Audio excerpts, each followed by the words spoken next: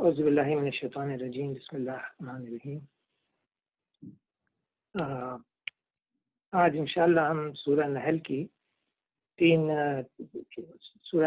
تین رکوع سنیں گے اور اس پر ہم اور فکر کریں گے۔ جنرلی 2 رکوع ہم پڑھتے ہیں ہر ویک، لیکن آج 3 اس لیے کہ پہلا رکوع جو ہے بہت چھوٹا بھی تھا، اور اس کے علاوہ 3 جو مضمون ہیں قرآن شریف کے اس کو بھی وہ حاوی آ رہا تھا، تو میں نے سوچا کہ ان تینوں کو ایک جگہ کر دیں۔ تو جیسا کہ ہم لوگ لاسٹ ویک پڑھے کہ جو مشرکین تھے کعبے کے، وہ بتوں کو مانتے تھے، پوجا کرتے تھے، تو اس کے بعد کہ اللہ تعالیٰ کہتے ہیں کہ وہ تو جو تم مانتے ہو وہ نہ تم خود ان کو بناتے ہو پھر اسی کو پوجا کرتے ہو، وہ نہ خود خالق ہیں کسی چیز کے۔ تو اس کے کنٹینیوٹی میں یہاں پر اللہ تعالیٰ پھر الہکم الہ واحد سے شروع ہوتی ہے کہ اللہ تمہارا واحد وہی اللہ ہے جو صرف واحد ہے۔ تو انشاءاللہ ہم اس کو سننے کے بعد پھر مفہوم کی طرف رجوع کریں گے۔ تو آئیے شروع کرتے ہیں۔ اعوذ باللہ من الشیطان الرجیم، بسم اللہ الرحمن الرحیم۔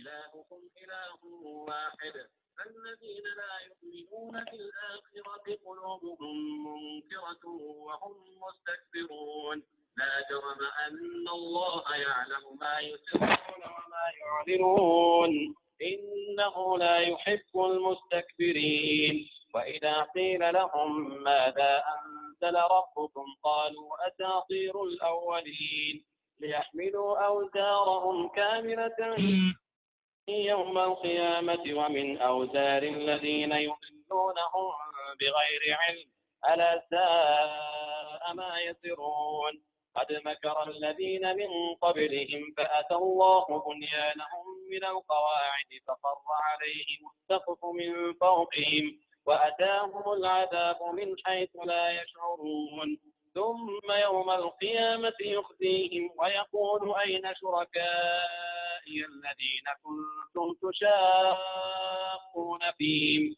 قال الذين أوتوا العلم إن الخزي اليوم والسوء على الكافرين الذين تتوفاهم الملائكة ظالمي أنفسهم فألقوا السلم ما كنا نعمل من سوء بلى إن الله عليم بما كنتم تعملون فادخلوا أبواب جهنم خالدين فيها فلبئس مثوى المتكبرين وقيل للذين اتقوا ماذا أنزل ربكم قالوا خيرا للذين أحسنوا في هذه الدنيا حسنة ولدار الآخرة خير ولنعم دار المتقين جنات عدن يدخلونها تجري من تحتها الأنهار لهم فيها ما يشاءون كذلك يجزي الله المتقين الذين تتوفاهم الملائكة طيبين يقولون سلام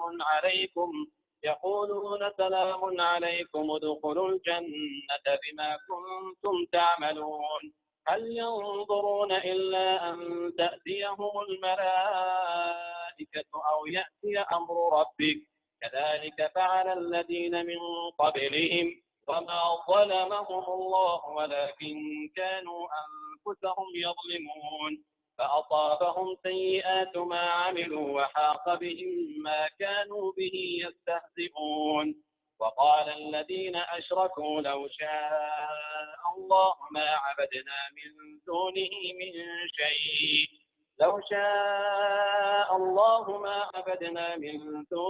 من شيء نحن ولا آباؤنا ولا حرمنا من دونه من شيء كذلك فعل الذين من قبلهم فهل على الرسل إلا البلاغ المبين ولقد بعثنا في كل أمة رسولا أن اعبدوا الله واجتنبوا الطاغوت فمنهم من هدى الله ومنهم من حقت عليه الضلالة فسيروا في الأرض فانظروا كيف كان عاقبة المكذبين إن تحرص على هداهم فإن الله لا يهدي من يضل وما لهم من ناصرين وأقسموا بالله جهد أيمانهم لا يبعث الله من يموت بلى وعدا عليه حقا ولكن أكثر الناس لا يعلمون ليبين لهم الذي يختلفون فيه وليعلم الذين كفروا أنهم كانوا كاذبين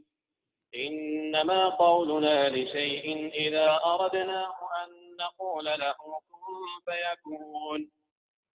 صدق اللہ العظیم. تو ہم نے آج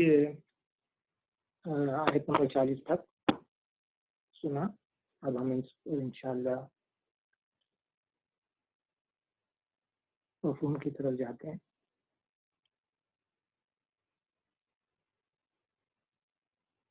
یہ دوبارہ کیوں آ رہا ہے؟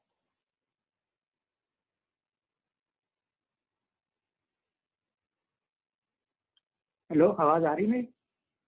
بسم اللہ الرحمن الرحیم. یہ لاسٹ ویک جو ہم رکوع پہ ختم کرے تھے اس کے لاسٹ جملے کو میں دوبارہ تاکہ کنیکشن رہے، تو یہ ہے کہ دوسری ہستیاں جنہیں اللہ کو چھوڑ کر یہ لوگ پکارتے تھے، یعنی بت، اور اس کے علاوہ جو بت ہوتے تھے ان کے، وہ بھی کسی گزرے ہوئے بزرگوں کے بت بنا لیے تھے انہوں نے. تو جیسا کہ آج کل بھی لوگ جو ہیں بزرگوں کے قبریں بناتے ہیں اور مشکل کشا اور فریاد لے کے جاتے ہیں، قبروں پہ نماز پڑھتے ہیں، غریب نواز، گنج بخش وغیرہ وغیرہ کہتے ہیں. تو اس کے جواب میں یہاں پر بھی اسی طرح سے مشرکین جو تھے مکے میں بت جو ان کے تھے، ان کے بھی وہ کوئی گزرے ہوئے بزرگ تھے جن کے یہ لوگ بت بنا بیٹھے تھے. تو چونکہ وہ زندہ ہو کے واپس تو نہیں آئیں گے، نہ انہیں پتا ہے کہ وہ یہ کیا کر رہے ہیں، تو اس پر یہ بات ختم ہوئی تھی. تو یہاں سے اللہ تعالیٰ نے شروع کی ہے کہ تمہارا خدا بس ایک ہی خدا ہے. یعنی اصل میں اگر سورہ فاتحہ جو ہم پڑھتے ہیں اگر اس سے ذرا عربی تھوڑی سی بھی آتی ہو تو وہ آدمی سمجھ سکتا ہے کہ ایاک نعبد و ایاک نستعین میں کیا راز چھپا ہوا ہے.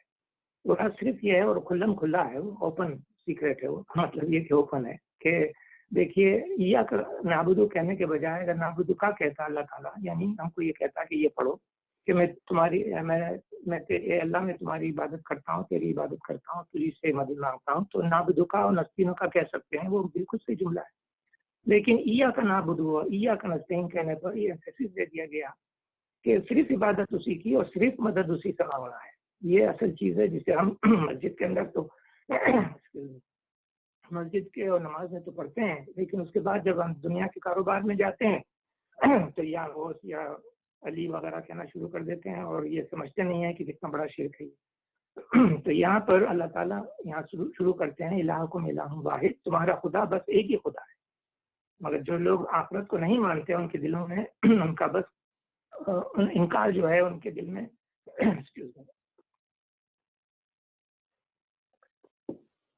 جو نہیں مانتے ہیں وہ جو ہے گھمنڈ میں پڑ گیا. مطلب یہ کہ ان کو کوئی پرواہ نہیں ہے کہ جو کچھ وہ کر رہے ہیں وہ صحیح بھی کر رہے ہیں یا غلط کر رہے ہیں. یہ اصل چیز ہے جسے اللہ تعالیٰ خود کر رہا ہے کہ یقیناً ان سب کرتوت کو جانتا ہے، چھپے ہوئے بھی اور کھلے. یعنی چاہے دل میں آپ کوئی سوچیں یا عمل سے کچھ کریں یا منہ سے کچھ کہیں، اللہ تعالیٰ سب جانتے ہیں. ان لوگوں کو ہرگز پسند نہیں کرتا جو یہ گھمنڈ میں مبتلا ہیں کہ جو کچھ بھی وہ کر رہے ہیں وہ ٹھیک ہے. اصل میں یہاں پر بہت امپورٹنٹ چیز جو ہے آخرت کا انکار ہے.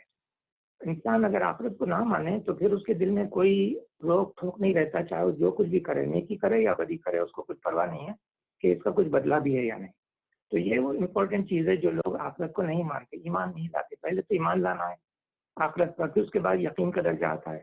تو یہاں پر اللہ تعالیٰ بیسک جو ہے عقیدے کی طرف اشارہ کر رہے ہیں کہ یہ لوگ بالکل انکاری یعنی بالکل مانتے ہی نہیں کہ کوئی دوبارہ اٹھانا جانا ہے، دوبارہ اس کے جواب سوال کرنا ہے. یہ ان کو کچھ اس کا علم نہیں ہے اور اس کی وجہ سے یہ کبھی سوچتے بھی نہیں کہ جس بات پہ ہم عمل کر رہے ہیں، جو دنیا میں ہم کام کر رہے ہیں یا جو ایمان رکھ رہے ہیں، وہ واقعی صحیح بھی ہے یا بس کسی سے ہم نے سنا، اپنے والدین سے سن لیا یا ماحول میں رہ گئے تو اسی کو ہم نے سچ سمجھ لیا. یہ اصل چیز ہے جسے ہم کو ایمفیسس دینا ہے کہ آخرت کا یقین جو ہے بہت ضروری ہے۔ اچھا، اس سے پہلے کہ میں آگے بڑھوں، یہ جو قرآن شریف ہے اس کے اندر اللہ تعالیٰ نے 3 بیسک چیزوں کی تعلیم دی ہے انسانوں کو۔ پہلے تو یہ ہے کہ وحدانیت، اللہ ایک ہے۔ اللہ ایک سے مراد کیا ہے کہ ہر چیز پہ قدرت رکھتا ہے اور وہی قابل ہے تعلیم اور عبادت ہے، وہی جو ہے ہر چیز کرنے والا ہے، اسی سے مدد مانگو، نمبر 1۔ نمبر 2 یہ ہے کہ قیامت آئے گی، یعنی سوال جواب ہوگا، اٹھائے جائیں گے اور نیکی کا عمل اور بدی کا برا عمل مل کے رہے گا۔ اور تیسری جو ہے محمد صلی اللہ علیہ وسلم کی رسالت، کہ ان پر قرآن نازل ہوا اور اس کو آپ نے پریکٹیکل کر کے دکھایا۔ یہ 3 چیزیں پورے قرآن شریف میں، یہ 3 ٹاپک ہے پورے قرآن شریف کا۔ اور آپ دیکھیں گھوم پھر کے ان تینوں پر ہی اللہ تعالیٰ انفسس دیتے ہوئے ریپیٹ کراتے ہیں، مختلف اوقات میں مختلف طریقوں سے یہ بات کو ذہن میں بٹھاتے ہیں کہ محمد صلی اللہ علیہ وسلم رسول ہیں آخری، اور ان پر ایک کتاب اتری، اور یہ کتاب جو ہے قیامت تک کے لیے اب یہ میں کوئی چینجز نہیں آ سکتی ہیں، ان کو اللہ تعالیٰ نے حفاظت میں لے لیا۔ نمبر 1۔ نمبر 2 یہ ہے کہ وحدانیت، اللہ جو ہے قل هو اللہ احد، اگر اس کو سمجھ لے کہ قل هو اللہ احد میں کیا مطلب ہے تو آپ سمجھ لیجئے کہ پھر آپ کامیاب ہیں۔ اس کے بعد کہا گیا کہ تم کو قیامت کا، یہ 3 چیزیں جو ہیں یعنی وحدانیت، قیامت اور رسالت، یہ 3 چیزیں جو ہیں قرآن شریف کا سینٹر پیس ہے۔ اور جب ان پر آپ ایمان آئے اور یقین ہو جائے تو آپ اس پر ظاہر نیکی کا عمل کر کے اللہ کے ہاتھ میں دے دیں گے نتیجہ، اور آپ کو سکون مل جائے گا انشاءاللہ۔ تو ہوتا یہی تھا کہ یہ بتوں کو جو مانتے تھے مشرکین، ان کی طرف یہ ایڈریس ہے کہ تمہارا خدا بس ایک ہی خدا ہے، مگر جو لوگ آخرت کو نہیں مانتے ان کے دلوں میں انکار بس کر رہ گیا، یعنی ان کو بالکل پتہ ہی نہیں کہ وہ کیا کر رہے ہیں، اور گھمنڈ میں پڑ گئے، یعنی وہ پختب ہو گئے ہیں۔ اللہ یقیناً ان سب کے کرتوت جانتا ہے، یعنی he knows what they are doing, چھپے ہوئے ہوں یا کھلے ہوئے ہوں، دل کے راز کو بھی وہ جانتا ہے، لہٰذا یہ سمجھ لینا چاہیے کہ اللہ جو ہے بے خبر نہیں۔ اور جب کوئی ان سے پوچھتا ہے کہ تمہارے رب نے یہ کیا چیز نازل کی ہے تو کہتے ہیں جی وہ تو اگلے وقتوں کی فرسودہ کہانیاں ہیں، اساطیر اولین، یعنی سطر کہتے ہیں لکھنے کو نا، تو یہ کہانیاں وہ سمجھتے ہیں کہ وہ کچھ سے کہانیاں پرانی، یعنی بات یہ تھی کہ جب محمد صلی اللہ علیہ وسلم کی تعلیم مکے کے ارد گرد میں پھیلنے لگی تو لوگ پوچھتے تھے ان لوگوں سے کہ بھائی تمہارے گاؤں میں، تمہارے شہر میں ایک صاحب نبی آ کے کچھ بیان کر رہے ہیں، وہ کیا کہتے ہیں؟ تو وہ کہتے ہیں ارے صاحب وہ تو پرانی کہانیوں کو ریپیٹ کرتے ہیں اور کچھ نہیں۔ اس طرح سے محمد صلی اللہ علیہ وسلم کے بارے میں وہ اچھی خبر نہیں دیتے تھے، اور وہ یہ باتیں اس لیے کرتے ہیں آگے کہ قیامت کے روز وہ اپنے بوجھ بھی اٹھائیں گے اور ساتھ ساتھ کچھ ان لوگوں کے بوجھ اٹھائیں گے جنہیں یہ جہالت کی وجہ سے گمراہ کر رہے ہیں۔ یعنی مطلب یہ کہ ایک تو ان کو صحیح بتانا چاہیے تھا کہ کیا کہہ رہے ہیں حضور صلی اللہ علیہ وسلم، کیا تشریف لا کر کیا بتا رہے ہیں، لیکن بجائے اس کے کہ ان کو جہالت میں رکھ رہے ہیں اور جاہل بنا رہے ہیں، تو ان کا بوجھ بھی یہ اٹھائیں گے اور اپنا بوجھ بھی یہ اٹھا رہے ہیں۔ تو دیکھو یہ کیسی سخت ذمہ داری ہے جو یہ اپنے سر لے گئے ہیں۔ یہ ہے رکوع کا سینٹر پیس کہ اس میں انہوں نے جو کام کیا ہے یہ کتنا اپنے اوپر اور بوجھ بڑھا لیا ہے، نہ صرف اپنے گناہ کا بلکہ جن کو ماننے سے روک دیا ہے اسلام کو، ان کا بھی بوجھ یہ اٹھائیں گے۔ تو یہ بہت بڑی سخت ذمہ داری ہے اللہ تعالیٰ فرما رہے ہیں جو یہ اپنے سر پر لیے جا رہے ہیں۔ اس کے بعد ان سے پہلے بھی بہت سے لوگ حق کو نیچا دکھانے کے لیے ایسی ہی مکاریاں کر چکے ہیں، تو دیکھ لو اللہ نے ان کے مکر کی عمارت جڑ سے اکھاڑ پھینکی اور اس کی چھت اوپر سے ان کے سر پر آ رہی، اور ایسے رخ سے ان پر عذاب آیا جدھر سے ان کے آنے کا ان کو گمان تک نہ تھا۔ یہ جملے سے آپ کو یاد آیا ہوگا کہ پچھلے جو صورت آئی تھی اس میں مختلف انبیاء کے واقعات اور ان کے قوم کے واقعات بتائے تھے، جنہوں نے نہیں مانا تو اللہ تعالیٰ نے کس طرح سے ان کو ختم کر دیا۔ تو ان کی طرف اشارہ ہے کہ ان کی عمارت چاہے وہ پہاڑوں میں گھر بنا لیتے تھے لیکن وہ سمجھتے تھے کہ ہم بہت محفوظ ہیں۔ تو یہاں سے یہ بات ہے کہ یاد دلا رہے ہیں کہ ایسا نہ ہو کہ پھر یہ تم پر مصیبت آ جائے۔ پھر قیامت کے روز جو اللہ انہیں ذلیل کرے گا وہ الگ ہے، یعنی ہاں اس دنیا میں بھی ذلیل ہوں گے اور مصیبت میں پڑیں گے اور تکلیف اٹھائیں گے، اور قیامت میں بھی۔ اور ان سے کہے گا یعنی بتاؤ اب کہاں ہیں میرے وہ شریک جن کے لیے تم اہل حق سے جھگڑا کیا کرتے تھے؟ جب اس دنیا میں لوگ بتاتے ہیں کہ بھائی اللہ کی طرف آؤ صرف اور باقی چیزوں کو چھوڑو، تو وہ جھگڑتے ہیں اور مختلف ریزننگ دیتے ہیں کہ نہیں اس کی وجہ سے ہے، فلانے وجہ سے تم کو بخشش ہو جائے گی، فلانی وجہ سے یہ ہو جائے گا. تو یہ چیزیں جو ہے وہ جھگڑنے لگتے ہیں. جن لوگوں کو دنیا میں علم حاصل تھا وہ کہیں گے یعنی قیامت کے دن آج رسوائی اور بدبختی ہے کافروں کے لیے. ہاں ان کافروں کے لیے جو اپنے نفس کا ظلم کرتے ہوئے جب ملائکہ کے ہاتھوں گرفتار ہوتے ہیں تو سرپتی چھوڑ کر فوراً ڈگیں ڈال دیتے ہیں. یعنی پھر وہ تو ظاہر ہے سیدھے ہو جاتے ہیں اور کہتے ہیں ہم تو کوئی قصور نہیں کر رہے تھے. ملائکہ جواب دیتے ہیں کہ کر کیسے نہیں رہتے، اللہ تمہارے کرتوتوں سے خوب واقف ہے. اب جاؤ جہنم کے دروازوں میں گھس جاؤ، وہیں تم کو ہمیشہ رہنا ہے. بس حقیقت یہ ہے کہ بڑا ہی برا ٹھکانہ ہے متکبر یعنی جو غرور کرتے ہیں اور تکبر کرتے ہیں. یہاں پر کپل آف تھنگز آئی ہیں، اس کو ہم ذرا ٹھہر کے سوچتے ہیں. ایک تو یہ کہ قیامت میں اللہ تعالیٰ جب یہ پوچھتے ہیں تو وہ جو علم والے تھے جو جانتے تھے ایمان لائے تھے وہ کہتے ہیں دیکھو آج کافروں کے لیے بدبختی ہے، انہوں نے مان کے نہیں دیا کہ اللہ ایک ہے اور اس کی جو ہے رسالت ہے حضور صلی اللہ علیہ وسلم کی اور وحدانیت ہے ان کو. وہ تو اس وقت وہ ظاہر آنکھیں کھل گئی ہیں. یہاں کی آنکھیں جب بند ہوتی ہیں تو وہاں کی آنکھیں کھل جاتی ہیں. اب ان کو حقیقت سمجھ میں آ رہی ہے کہ کیا ہے. تو اب وہ جھوٹ موٹ کہتے ہیں کہ ہم تو کچھ ظلم نہیں کر رہے تھے. کیسے نہیں کر رہے تھے، تم تو یہ سب کچھ کر رہے تھے اور لکھا ہوا ہے. تو ان کے ہاتھ میں کتابیں دی جائیں گی ان کی اپنی زندگی کی، وہ پڑھیں گے اور کہیں گے کہ یہ میں تو کوئی چھوٹی بڑی چیز چھوٹی بھی نہیں ہے. تو وہاں پر ان سے جو ہے کہا جائے گا کہ تم جہنم میں جاؤ. اب یہاں پر ایک چیز سامنے آتی وہ یہ کہ جب اہل ایمان کی جان لی جاتی ہے تو آگے آئے گا اس میں کہ ان کو فرشتے آ کے سلام کرتے ہیں اور ان کو جب جان لی جاتی ہے تو ان سے جہنم کی خبر دی جاتی ہے. تو یہ جو قبر جو کا کنسیپٹ ہے اسلام میں وہ ہے یعنی تو کیا کہتے ہیں اپنے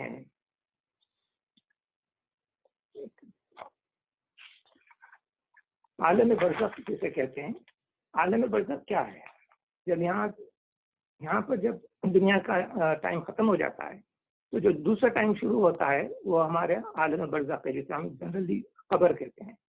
تو اسی لیے قبر میں جو عذاب کا کنسیپٹ وہ یہ ہے کہ کافروں کو قبر میں یعنی عالم برزخ میں ان کو جب یہ بتایا جاتا ہے کہ تمہارے ساتھ قیامت میں کیا ہوگا تو ان کی حالت ویسی ہوتی ہے جیسے کوئی نائٹ میئر ہے جن کو آپ میں دیکھ رہے ہیں بری طرح سے. ان کو سمجھ لیجئے کہ وہ ایک مجرم ہے اور ان کو پکڑ کر لا کے بٹھا دیا گیا ہے. تو وہ جو ہیں وہ ان کو پتہ ہے کہ انہوں نے کیا کیا تھا تو ان کی حالت جو ہے وہ بڑی دگردوں ہوں گی اور بڑی مصیبت میں ان کے خیالات ہوں گے. لیکن جب ایک نیک آدمی کو روح لینے کے لیے فرشتے آئیں گے تو ان کو جنت کی بشارت دیتے ہوئے سلام کرتے ہوئے آئیں گے اور جس کی وجہ سے وہ خوش ہو کر اللہ تعالیٰ کی طرف جائیں گے. تو یہ عالم برزخ میں ہے اور اس کا قرآن شریف میں فرعون کے آل فرعون کے بارے میں بھی یہی لکھا ہے کہ ان کو دن رات دوزخ دکھائی جاتی ہے تم یہاں جانے والے ہو. تو یہ جو ہے کافروں کی حالت جب وہ برزخ کے عالم میں یعنی قبر میں ہوتے ہیں. تو اس لیے یہاں پر یہ چیز بہت ضروری ہے سمجھنا کہ عالم برزخ جو ہے وہ شروع ہو جاتا ہے جب آخری سانس دنیا کی ختم ہو جاتی ہے اور جب تک کہ وہ دوبارہ نہ اٹھائے جاتے ہیں وہ پیریڈ کو عالم برزخ کہا جاتا ہے. تو یہ تھی وہ بات جو ملائکوں کے ہاتھوں گرفتار ہوتے ہیں تو سرکشی چھوڑ کر سیدھے بات کرنے لگتے ہیں لیکن اس وقت اٹس ٹو لیٹ.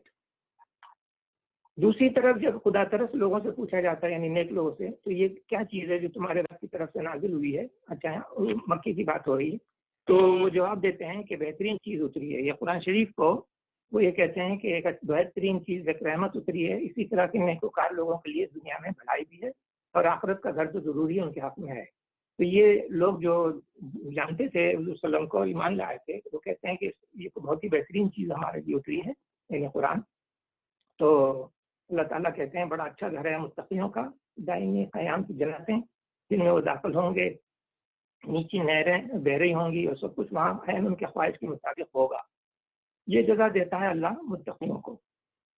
تو بتائیے اس سے بڑی نعمت کوئی ہو سکتی ہے کہ اللہ تعالیٰ ان کو یہ جنت دے دے اور جو دل چاہے وہ کھائیں اور پئیں اور رہیں.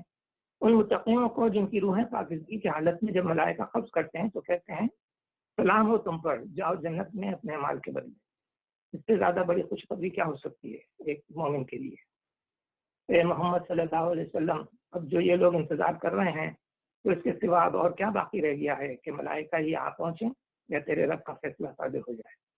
اس طرح کی ڈٹائی ان سے پہلے بہت سے لوگ کر چکے ہیں، پھر جو کچھ ان کے ساتھ ہوا وہ ان پر اللہ کا ظلم نہیں تھا، بلکہ ان کا اپنا ظلم تھا جو انہوں نے خود اپنے اوپر کیا۔ ان کے کرتوتوں کی خرابیاں آخرکار ان کی دامنگیر ہو گئیں، تو وہی چیز ان کو مسلط ہو کر رہ گئی جس کا وہ مذاق اڑایا کرتے تھے۔ آگے چلتے ہیں۔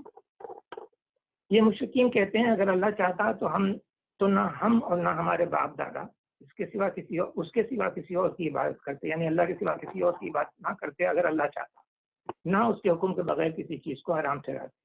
ایسے ہی بہانے ان سے پہلے کے لوگ بھی بناتے رہے۔ تو یہاں پر ایک سوال پیدا ہوتا ہے کہ یہ جو کہہ رہے ہیں کہ اگر اللہ نہیں چاہتا تو ہم برائی نہیں کرتے، یہ اصل میں مس انڈرسٹینڈنگ کرنے کی وجہ یہ ہے کہ وہ مشیت اور مرضی کو ایک ہی سمجھ رہے ہیں۔ کیا مطلب ہے؟ مطلب یہ ہے کہ اللہ تعالیٰ کی مشیت اور چیز ہوتی ہے اور اس کی مرضی اور چیز ہوتی ہے۔ اس کو یوں سمجھ لیجئے کہ مشیت کا مطلب یہ ہے کہ ہر چیز کرنے کی اجازت دے دی گئی، چاہے تم کفر کرو یا شکر کرو۔ لیکن اس اجازت کے اندر یہ سمجھ لینا ضروری ہے کہ چوری کرنا چاہتے ہو تو بھی تم چوری کر سکتے ہو اور حرام خوری کر سکتے ہو، اور اگر اپنا رزق حاصل کرنے کی کوشش کرتے ہوئے حلال طریقہ اختیار کرو گے تو وہ بھی تم کر سکتے ہو۔ تو مشیت کے تحت اللہ تعالیٰ چور یا ڈاکو یا رشوت خور کو رزق دینے کا اختیار دیا ہے، مگر چوری ڈاکو اور رشوت کو اللہ پسند نہیں کرتا۔ یہاں یہ سمجھنا چاہیے کہ اجازت تو تم دنیا میں دونوں ہے، چاہے نیکی سے آپ روزی کمائیں چاہے رشوت حرام خوری سے کمائیں، لیکن جو رشوت چوری سے کمائے گا اس کو اللہ پسند نہیں کرتا، یعنی راضی نہیں ہے اس سے۔ تو جو چیز راضی نہیں ہے اس کو کرنے کا مطلب یہ ہوا کہ آپ کے اختیار میں جو چیز دی گئی ہے اس کو آپ بہانہ مت کریں کہ یہ کیونکہ اجازت مل گئی ہے تو اللہ کی مرضی ہو گئی۔ نہیں، اللہ کی مرضی نہیں ہوگی بلکہ اللہ کی مشیت ہوئی۔ مشیت اور مرضی میں صرف یہ فرق ہے، اور بہت بڑا فرق ہے کہ اجازت دی گئی۔ Anwar, sorry to interrupt you. Can you explain what mashiyat means? I'm not following you. Okay, mashiyat means he has given you, he has allowed you to do whatever you want. Either you can do a good job or you can do a bad job. You can do it. But what Allah does not like is you should not do a bad job. Okay. That's the مرضی۔ یعنی آپ کو یوں سمجھ لیجیے کہ آپ نے اپنے بچے کو کہا کہ یہ $100 لے جاؤ، اس میں تم جو ہے جو دل چاہے تم کر لو، اجازت دے دی۔ اب وہ جا کر کے سپوز کرو کہ وہ بیڈ تھنگز لے کے آتا ہے اور اپنے ویسٹ کر دیتا ہے یوز لیس تھنگ میں، تو آپ خوش تو نہیں ہوں گے، لیکن آپ نے تو اجازت دے دی ہے اس کو۔ لیکن اگر فرض کرو بچہ $100 میں کوئی ایسی چیز لاتا ہے جو یوزفل ہوتی ہے سب کے لیے، اس کے اپنے لیے بھی، تو آپ خوش ہوتے ہیں کہ یہ بچہ بہت ویسٹ نہیں کیا اتنے ٹائم ڈالر اور یوز کیا، تو you become happy. So that is the difference between, very small example دی ہے۔ تو اس میں اللہ تعالیٰ کی مرضی جو ہوتی ہے اور مشیت جو ہے اس میں فرق یہ ہے کہ he has allowed you to do anything you want, یعنی آنکھ دیے، کان دیے، ناک دی، اس سے آپ یوز کر کے شکر ادا کر کے اسے اچھا استعمال کر سکتے ہیں۔ قاسم یا ایمان شکورا، یعنی یا شاکر کر سکتے، یعنی شاکر بن سکتے ہیں کہ اگر آپ اسے اچھا کام کریں گے تو اللہ خوش ہو جائے گا۔ تو آئی ہوپ کہ مشیت کا مطلب جیسے ہم کہتے ہیں نا اردو میں انشاءاللہ، شاہ کا لفظ جو ہے وہ مشیت کا ہی ڈیریویٹو ہے، مطلب یہ ہے کہ انشاءاللہ اگر اللہ چاہے، ماشاء اللہ اللہ جو چاہے۔ تو چاہنا اللہ کا کیا چاہنا ہے؟ اللہ جو چاہتا ہے وہ کرتا ہے، یہ تو آپ نے سنا ہوگا۔ تو مشیت سے مراد اللہ کی اجازت ہے، تم کو جو کچھ کرنا چاہے آپ کریں، لیکن وہ خوش ہوتا ہے اس چیز سے جس سے آپ نیکی کریں۔ تو دس از دا ڈفرنس بٹوین مشیت اینڈ مرضی۔ آئی ہوپ کہ سمجھ میں آئے۔ Yes, thank you. اس کے بعد ہے ہاں، رسولوں پر صاف صاف بات پہنچا دینے کے سوا اور کوئی ذمہ داری نہیں ہے۔ ہم نے ہر امت میں ایک رسول بھیج دیا اور اس کے ذریعے سے سب کو خبردار کر دیا کہ اللہ کی بندگی کرو اور طاغوت کی بندگی سے بچو، یعنی شیطان کو فالو مت کرو، جو اللہ نے کہا ہے کرنے کو اس کو کرو۔ اس کے بعد ان میں سے کسی کو اللہ نے یہ ہدایت بخشی اور کسی پر ضلالت مسلط ہو گئی، یعنی وہی مشیت و مرضی کی ڈفرینس۔ پھر ذرا زمین میں چل کر دیکھو کہ جھٹلانے والوں کا کیا انجام ہو چکا ہے۔ اے محمد صلی اللہ علیہ وسلم، تم چاہے ان کی ہدایت کے لیے کتنے ہی حریص ہو، یعنی how much you want you کہ وہ بن جائیں، نیک بن جائیں، مگر اللہ جس کو بھٹکا دیتا ہے پھر اسے ہدایت نہیں دیا کرتا۔ اس طرح کے لوگوں کی مدد کوئی نہیں کر سکتا۔ یعنی اللہ بھٹکانے سے مراد یہ ہے کہ اس نے نہیں چاہا کہ وہ جو اس کو مہلت دی گئی، یعنی اجازت دی گئی اور پاور دیا گیا، اس پاور کو اس نے صحیح استعمال نہیں کیا تو پھر اللہ اس کو ہدایت نہیں دیتا۔ یہ لوگ اللہ کے نام سے کڑی کڑی قسمیں کھا کر کہتے ہیں، یعنی کہ اللہ کسی مرنے والے کو پھر سے زندہ کر کے نہیں اٹھائے گا کیوں نہیں؟ یہ تو ایک وعدہ ہے جسے پورا کرنا اس نے اپنے اوپر واجب کر لیا ہے، مگر اکثر لوگ جانتے نہیں ہیں، اور ایسا ہونا اس لیے ضروری ہے کہ اللہ ان کے سامنے اس حقیقت کو کھول دے جس کے بارے میں یہ اختلاف کر رہے ہیں، اور منکرین حق کو معلوم ہو جائے کہ وہ جھوٹے تھے۔ کیا اس کا امکان؟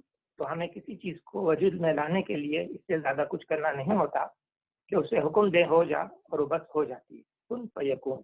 یعنی یہ لوگ قیامت پہ اس لیے بلیو نہیں کرتے تھے کہ وہ سمجھتے تھے کہ امپاسبل ہے، تو اللہ تعالیٰ کہتے ہیں ہمارے اختیار میں تو ایسا ہے کہ جب ہم چاہتے ہیں تو کن کہتے ہیں وہ ہو جاتی ہے۔ تو تم جب کچھ بھی نہیں تھے، تم بالکل عدم سے وجود میں آ گئے، تو ہم تم کو دوبارہ واپس لانے میں ہمارے لیے کوئی مشکل نہیں ہے۔ تو یہ تھی وہ بات جو ہم چاہ رہے تھے کہ مرضی اور مشیت کا فرق اور قیامت میں اٹھنے کا۔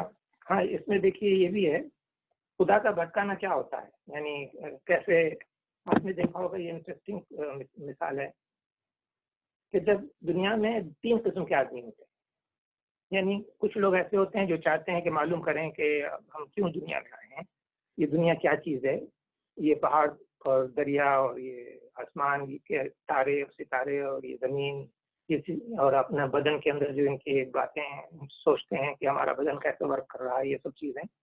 تو کچھ لوگ ہوتے ہیں ان میں کوئی انٹرسٹ نہیں ہوتا، بس کمائے کھائے اور سوئے اور دنیا کی مرضی سے جو دل چاہ کرے چلے گئے، تو ان کو کوئی اسٹڈی کرنے کی کوئی ضرورت نہیں ہوتی۔ دوسرے لوگ ہوتے ہیں جو سمجھنے کی کوشش کرتے ہیں کہ یہ کیا ہے ہمارے چاروں طرف، اور اس کو سمجھنے کی کوشش کرتے ہیں، اور اس سے وہ سیدھی راہ ان کو سوچتے ہیں کہ کوئی تو بنانے والا ہے، اس کو کس طرح سے بنایا ہے، کیا کیا چیزیں ہیں، وہ یہ اس کو پازیٹیو ہے۔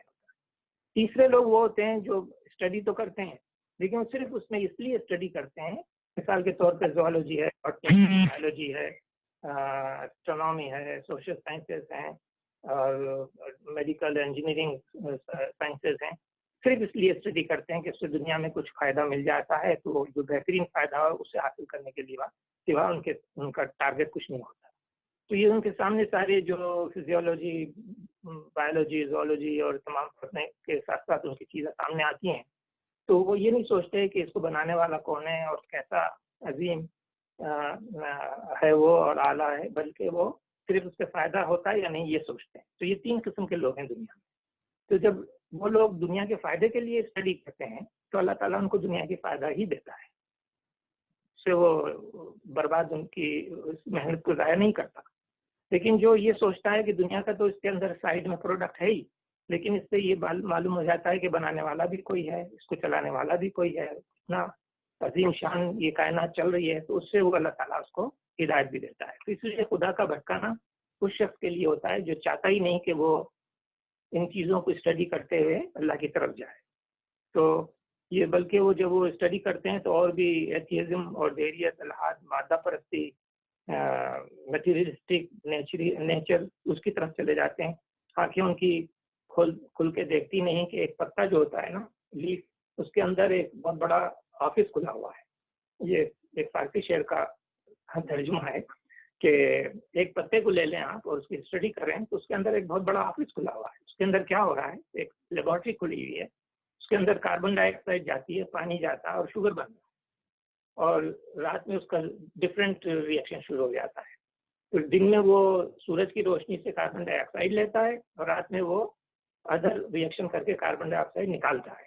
تو آپ دیکھیں کہ یہ کاروبار چل رہا ہے اندر، اور یہ صرف وہ دیکھ سکتا ہے. کوئی اس کے اتنے ڈیلیکیٹ لیبورٹری کے اندر کیا کیا کام ہو رہا ہے، اور اس کو بنانے والے کی طرف اس کا دھیان جاتا ہے. جبکہ جو دنیا والے لوگ ہیں اس سے فائدہ اٹھا کر اس اسٹڈی سے دنیا میں کس طرح سے کاربن ڈائی آکسائڈ کم کی جائے، زیادہ کی جائے، آکسیجن کیسے حاصل کی جائے، اس سے کتنا بیچا جائے، کتنا نفع ہوگا، کتنے $ملین ملیں گے ہم اس کو اگر اس اسٹڈی کو، اس لیبورٹری کو ہم بنا لیں، بجائے پتے کے اندر بنانے کے ایک بلڈنگ بنائیں، اس کے اندر یہ کاروبار شروع کریں اور لوگوں کو بیچیں، تو یہ اس کو دنیا کے فائدے ملیں گے. تو یہ دو طریقے کا اسٹڈی ہے. ایک اسٹڈی جو ہے اللہ کی طرف لے جاتی ہے اور شکر گزار بنتا ہے اور اس کے ساتھ ساتھ فائدہ بھی اٹھائے تو کوئی حرج نہیں ہے. لیکن جو چیز یہ ہے کہ مانتا ہی نہیں کہ یہ بس خود بخود ہو گیا ہے، ہر چیز اپنے آپ سے چل رہی ہے، تو ظاہر ہے وہ پھر اس نے اللہ سے دوری اختیار کر لی اور ایتھیزم اختیار کر لیا. تو اس طرح سے یہ ایک بات جو ہے سامنے تھی، تو میں آپ سے شیئر کروں. تو یہ ہے آج کے 3 رکوع کے سمری. اس کے علاوہ اگر آپ کوئی چیز ہے تو شیئر کریں تو میں آپ کو الفاظوں کی طرف لے جاتا ہوں. الہکم الہ واحد. پہلے میں نے ڈیفائن کر دیا تھا واحد کی ڈیفینیشن اور احد کی، کہ کس طرح سے احد جو ہے ایٹریبیوٹ ہے، واحد بھی، لیکن ڈفرینٹ میں نے بتایا تھا آپ کو کہ اس کے اندر پلورل کا کنسیپٹ ہے، جبکہ احد احد میں سنگولر کا احد ہے. آپ کو یاد ہوگا، میں آپ ریپیٹ کرنے کے بجائے آگے چلتا ہوں.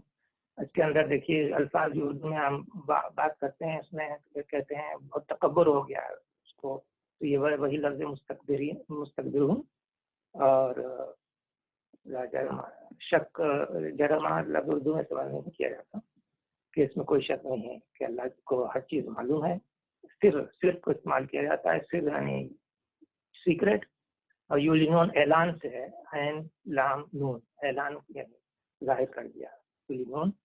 اور یہ استکبار تکبر اگین دوبارہ آیا، دیکھیے اوپر یہاں پر مستکبرون ہے، یہاں مستکبرین ہے، دونوں پلورل ہیں، ڈفرینٹ کانٹیکٹ. جب ان سے کہا جاتا ہے، اچھا ماں کی ایکسرسائز کرائی تھی جب کہ ماں یہاں پر لفظ جو ہے کیا کے معنی میں، کیا نازل کیا اللہ تعالیٰ نے، کیا نازل کیا ماں. نازل کیا اردو میں کہتے ہیں انزلہ ربکم. اچھا اساطیرین اول، 70 کی جمع اساطیر ہے، اور 70 جو ہے آپ کو پتا ہے اردو میں لکھتے ہیں کتنی سطریں لکھی ہیں آپ نے، بچے سے پوچھتے ہیں 70 یہاں پر 3 تو ہے، اور اساطیر پلورل ہو گیا. یہاں پر اس معنی میں کہانیاں، اولین اردو میں بھی بولتے ہیں پرانے زمانے پہلے لوگوں کی. اور حمل سے آپ کو معلوم ہے وہ بوجھ اٹھانے کو حمل کہتے ہیں، یہ حمل ہو گیا. اچھا یہ انٹرسٹنگلی اوزار کا مطلب بوجھ لیتے ہیں، اردو میں اوزار کہتے ہیں انسٹرومنٹ کو، رائٹ. تو یہاں اوزار سے مراد یہاں پر اسی سے وزیر بنا ہے، جیسے بادشاہ کا وزیر ہوتا ہے، وہ بادشاہ کے کام کو، بوجھوں کو اٹھاتا ہے.